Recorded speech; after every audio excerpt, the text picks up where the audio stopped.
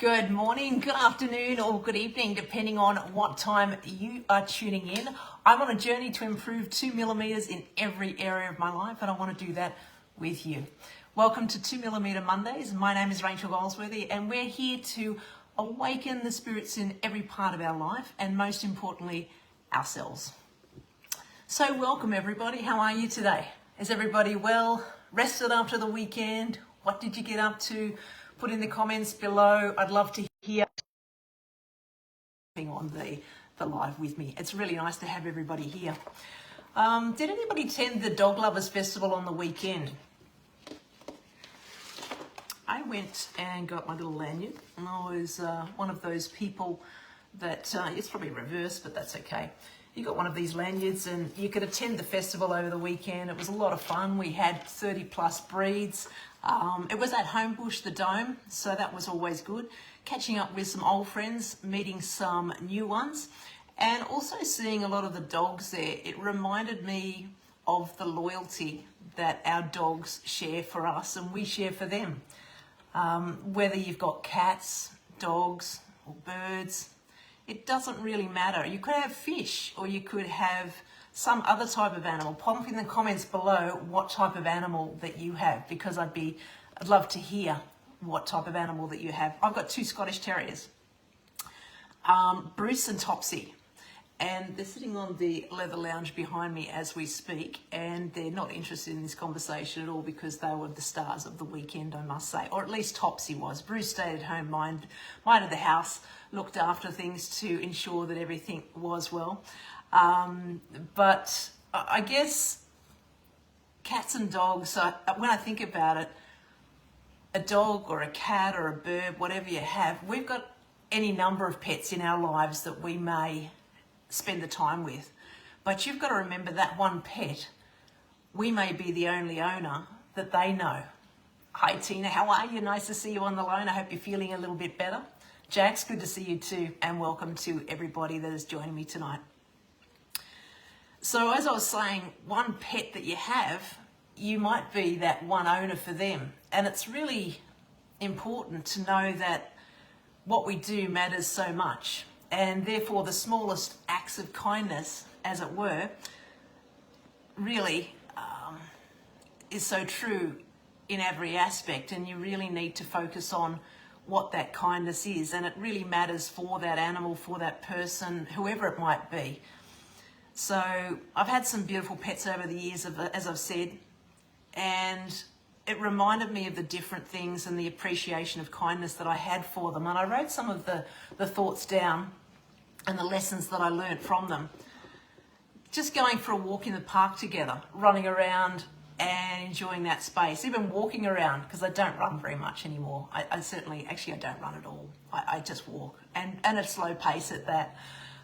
Them waiting at the door when you're at work for you to come home late at night. They're the first ones there to wag their tail. And to them, it's not about wagging their tail and trying to, catch it. It's about the fun that they have whilst they're wagging their tail, as it were. To enjoy that ride in the car with the windows down, and sometimes I put my hair outside the window, and sometimes the dogs put their hair outside the window, but their jowls are sort of flapping in the wind. Some people have larger dogs, whether it's a Labrador or something similar to that. Sometimes when you need a pillow in life, your pet may be the pillow, but sometimes you may be that pillow for your pet.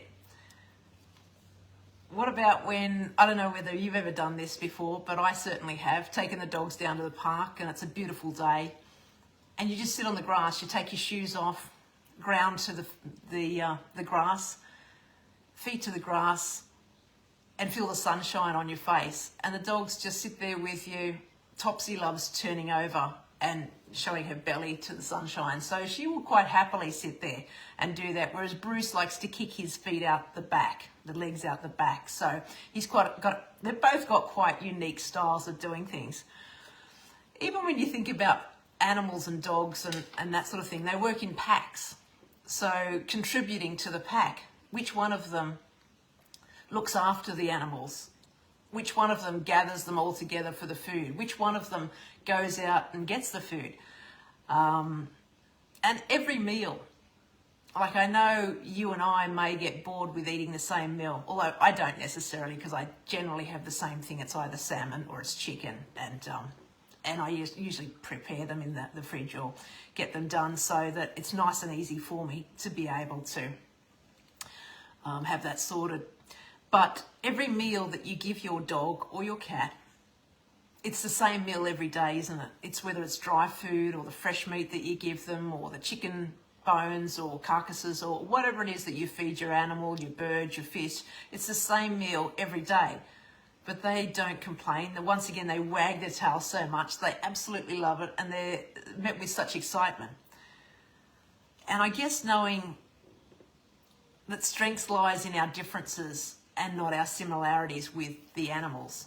And it's so true with what they do and what I've found over the years owning dogs and a cat. He broke the mold, little Ziggy. I could never get another cat again because of that. He was so beautiful. He was such a lovely cat that I had. But as I say, I've got 2 Scottish Terriers, and I'd love to hear what dogs that you have or cats that you have or whatever it is. Talking about kindness from animals, I want to move to the quote of the week because Maya Angelou, she was somebody who was a poet, somebody who was inspired to write essays and books. I think there were 7 autobiographies. She wrote 3 books with essays in it. She was born in 1928, I think it was, and passed away only in 10 years ago, 2014. So she's been on television. She's was good friends with Oprah, and they used to talk a lot on the Soul Talks and those sorts of things. So I remember her from that. And I really admired her for her civil rights activism and what she did, and lots of different things that she'd done over the time. And there's a beautiful quote by her, and she used to say, "Do your best until you know better, and then when you know better, do better."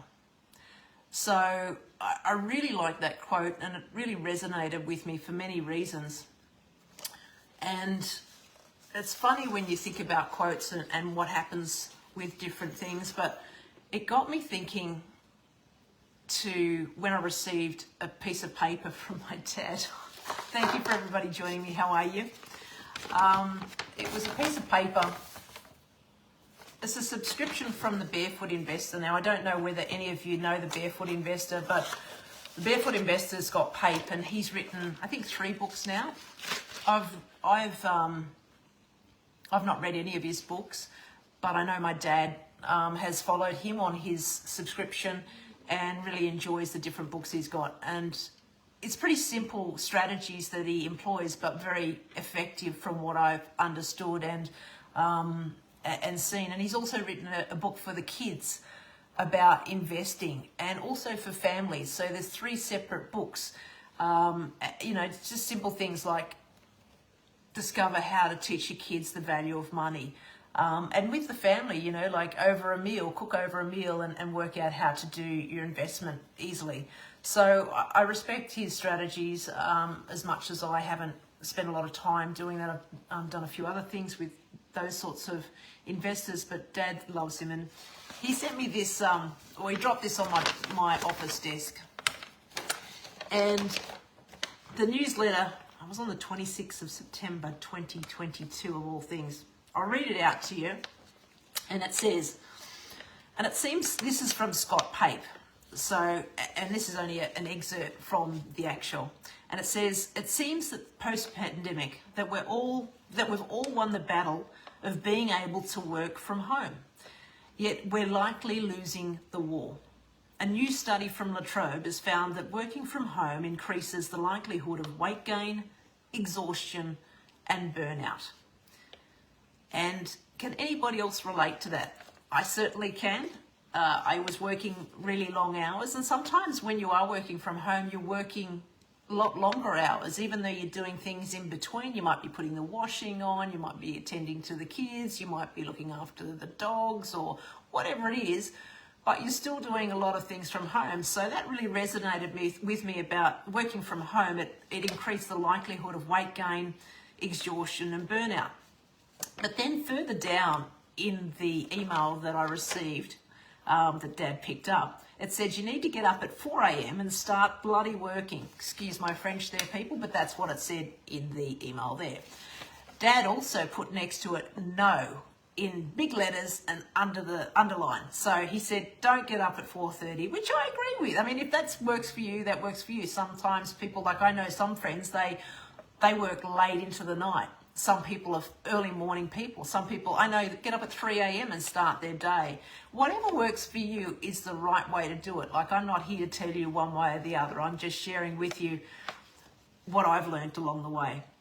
And then the final step that's on this email that Dad had, sorry for it bouncing there because I've got this little contraption that holds it, but it's a little bit unstable. So every time I move off the table, it bounces a little bit. So forgive me.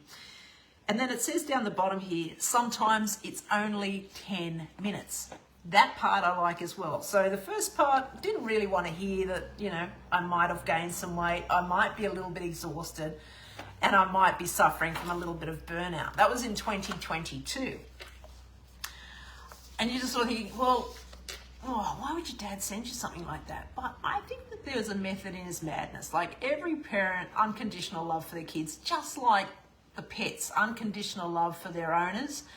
And I think the quote that resonated from me, because back in 2022, I probably wasn't ready to hear it. I was just go, go, go, keep going, it's going to be fine. Because ever since I was, you know, probably knee-high to a grasshopper, I think I used to sell Christmas tree or Christmas bush out on the side of the road at Penshurst when I was, you know, really young, and like $1 or something like that, or 50 cents or whatever it was at the time. And I used to put that out. I don't think I sold very many, but you know, you wanted to get involved with something and you wanted to be part of something and be a little bit of an entrepreneur, or try to be an entrepreneur, whatever it was that you were doing. But as I say, that the quote of burnout and weight gain and exhaustion, it wasn't really something that I wanted to hear. But then I met up with a friend of mine, him and his wife, Brett and Michelle. Big shout out to you if you're here online. Thank you for joining us. And thank you for everybody joining us. Brett was sitting and talking about life. And as we get older, like I'm on the other side of 50. So I turned 54 a couple of weeks ago. And it really makes you think there's only so many days left in your life. So what you're going to do with those days and how you're going to play that out really makes a difference to the end result. And Brett, like myself, we were self-confessed a little bit overweight. And we sat down there and said, oh, I know what we're going to do. Well, he said this to me, actually. I think we should, you know, try and lose some weight. And I said, yeah, I think you're right. But maybe we should start Monday, because it's sort of Saturday and we could just sort of have the snacks that we wanted before we start the diet on Monday. You know how it works, everybody. You've all been there. The diet always starts on a Monday because you can have what you want on the weekend and then you start on Monday and you go for it. Well, then I thought about it and I went, no, not getting out of it that easily, Rachel. You've said no too many times to yourself before. And I wanted that 2 millimeter shift that would change the end result for my health.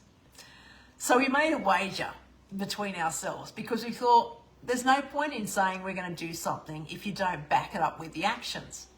So the actions that we had in our mind, we didn't really have any actions in our mind. We just know that we wanted that. We were at that tipping point where we didn't feel great. We probably were a bit exhausted with work. We're probably a little bit of burnout, or probably a little bit of overweight in ourselves. And we knew all of that. So essentially, we thought we'd put a wager on it, and we thought, why not put some money on that? So we put some money on the table between us. I don't know whether that's legal to do or not to do, but no money changed hands, let's say that. We just spoke it out loud that we were going to put a wager on it. And it was a wager that was enough for us to bet on our health and better our health, because I don't think you can put any amount of money on our health. It's priceless, really, isn't it? We just wanted to hold each other accountable for what we were doing and how we were doing it. And as time went by, we also knew it wasn't a competition with others or anybody else for that matter. It was more competition with ourselves. It was something that turning up to yourself as each day, being the best version of yourself, because, you know, tomorrow's gone. Yesterday's gone. Tomorrow's not here yet, and today is all we have. So you have to be in that moment, and you have to be enjoying it that much, like the puppy dogs wagging their tail, basking in the sunshine, rolling over in the grass, eating the same meal every day and absolutely loving it. So when you know better, you do better. And as it sits now, Brett and myself, we've been on this journey for a little while now. Brett's done really well. A big high five to Brett. He's amazing and such an inspiration, because Brett has lost 27 kilos, and it's not, you know, a week's worth of weight loss. We're talking since 2022, possibly 2023, and just working towards that. I'm down 18 kilos, and I don't tell you that as a badge of honor. I tell you that because I know that we all go through different struggles in our lives. And weight loss is always, I mean, I used to be the owner of a natural therapies practice and be the manager of a fitness club. I used to be a fitness instructor and run all of the classes and be one of the fittest people in the class, and even give the guys a run for their money in the pump classes that I used to instruct. And I think when you know what it's like to be fit, when you know better, you do better. And I knew that I wasn't doing the best for myself. And that wager with Brett was, whilst I wasn't quite ready at the time we made the wager, I've been moving through that over the last year or so, and I've been working towards that. So we're both getting there, and I really would love to hear your stories as to what you're doing. And not only am I saving money by not buying junk food like McDonald's or KFC or a Porto on the way home from work, because that's, I mean, when you're working long hours, you're doing long days, that's pretty much all you come home, and it might be 9:30, it might be 3 a.m. in the morning, and what's open, and what's the amount of food that I can get, or what's the quickest amount of food that I can get, is so I can just go straight back to the office and do it all again.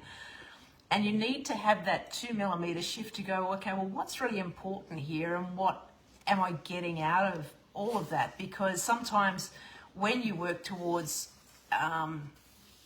doing work, are you doing yourself a disservice by not managing your health levels, not managing where you're at personally? So a lot of people spend their life making money to only retire and then spend all that money getting their health back. So I want us to be those people that invest wisely in our lives, save the money on the takeaway foods that we're having. Sure, everything's in balance. I still have different things from time to time, and I think that that's really important. But my challenge to you is, why not start the journey today? And I'm not selling anything. I'm not trying to push you to do anything that you don't want to do. But I know that there's some people out there. Like, I know, for example, there's one person that has put a fair bit of weight on, and they've told me this journey, and I'm not going to share their name, but I know that the best that they can do is getting up and walking around their lounge room. And I'm super proud of them for doing that, because sometimes that's all it is that we can do, whether it's walking around our lounge room, or whether it's just getting out of bed, or whether it's going for a walk in the park with the dogs, bike ride. I don't know what it is for you, but you need to find that start point, because you don't need to know where the top of the staircase is. All you need to know is how to take that first step. And if you don't know how to take that first step, I think sometimes just finding people, surrounding yourself with people that have either done it before or would like to go on the journey with you. Because as I said, it's not a competition about who's better than who, and oh, I've done that and this is that, and oh, I've lost this much, and it's not. If you go into these sorts of things or that sort of thought process, I don't think you're going to serve yourself well or serve anybody else well, for that matter. It's not a competition with the next person. It's probably more a competition to put them up on a pedestal and support them as best they can, because they're going to support you to do your journey as well. And I think in life we we're too quick to judge people, too quick to blame people for different things that they may or may not have done, and it's a story that we all tell ourselves. But equally, if you can surround yourself with, whether it's somebody in the gym that you don't have to join a gym. I don't think I ever started my fitness journey being at the gym. My fitness journey started by a conversation with a friend. And that conversation with a friend, I had another conversation with a family member. My family member had a conversation with another family member. Now, I think my brother and my sister-in-law have lost an amazing amount of weight as well. So they're doing a great job, and the journey for them has been terrific. And I know at different times too in our lives, things change. There's more stress than there is other times, and sometimes it's a breeze. So sometimes it's a matter of just finding that flow in your life, whatever that may be, and just sort of, whether it's walking around the lounge room or doing what you need to do, join the gym, get a personal trainer, walk with a friend, take the dog for a walk. They're going to love you for going for a walk too. So I guess the main thing is, hey, Carl, how are you going? Nice to see you on the line. Thank you. Oh, thank you very much. I appreciate that. So do the best that you can until you know better. And then when you know better, do better. I want everyone to have a great week ahead. Take care of yourselves, take care of each other. And I want to hear about not only your wins, but also your struggles, because sometimes when we share our struggles together, we learn together. And learning together, even if you think, there's no way I want to say that online, or there's no way I want to talk about that online, like even me tonight, yeah, sure, I'm not perfect. I'm certainly not a perfect person and never will be. But I'm not frightened to share my story about where I've been, what I'm doing, and if it just helps one person, just one person, get off the lounge chair, or get out there and take the dogs for a walk, or spend some time with family and friends, whatever it might be for you. Your struggle may not be weight loss. Your struggle may be something else. I've talked candidly about my epilepsy. So whether you're an epileptic, whether you've got other things going on, feel free to reach out to me. I'm not an expert in any of this by any means, but I'm always there for you to reach out to and direct message me. I'd love to hear your stories, and let's go on this journey together. Let's shift our lives by 2 millimeters and just make all of our lives better as a result. So with that, I will join you next week. I will be in Sydney next week, and that will be my last week in Sydney, and then I will be away in Indonesia, but I will try and jump on the line over there. I don't know where I'll be. I'm not too sure whether I'll be in the forest or whether I'll be on the beach or in the pool, and not that I want to say those things, but my friends at the moment who have already left, they're posting all these photos to me, like sending them me as text messages.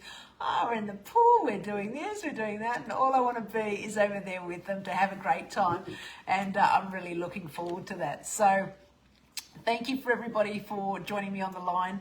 I look forward to hearing your story and where you're up to in your journey, whatever that may. If I can support you in any way, I'd love to be that person. And equally, if I can't support you, I will certainly put you in touch with the right people, because sometimes it's a matter of referring out to, whether it's a personal trainer or whether it's a friend that, like, I walk in the park locally, so if anybody wants to join me, you are more than welcome. Sometimes I walk of a night time, sometimes I walk of a daytime, sometimes I walk first thing in the morning. So it really just depends. I also ride a bike. And let me tell you, this is not every day that I'm doing all these things, so don't think I'm a world beater. I'm not. It's just slow and steady wins the race. I take the dogs for a walk, so if you've got pooches and you want to join me in the park, I'm more than happy to catch up with you in the park. Thank you, Jay. I appreciate your words. It means a lot to me. We should all be proud. She's saying be proud of you. And I am proud of me, but I'm proud of everybody else as well, because it is tough sometimes. And life, it doesn't always throw you what you want. But I think life is happening not to us, but for us. So if we embrace the for us and whatever that may be, it's all happening for a reason. And I think that we can all learn from one another and share with one another. And that's what I'm looking forward to hearing from you. So please join me on this journey. And each week, 2mm Mondays, we will catch up together, hear our stories, share our stories. And it's not only going to be about health, it's going to be about business. Last week it was about golf and a rabbi. But, you know, anything and everything is not off the list. So looking forward to seeing you on the next week. I will be in Sydney, and then the week after that, somewhere else I'll be trying to post from. And no doubt I'll catch up with you on live during the week at some stage. Take care of yourselves, be kind to yourselves, and do the best you can until you know better. Then when you know better, do better. Take care, everybody. Have a great night, a good week ahead, and we'll talk to you soon. Bye for now.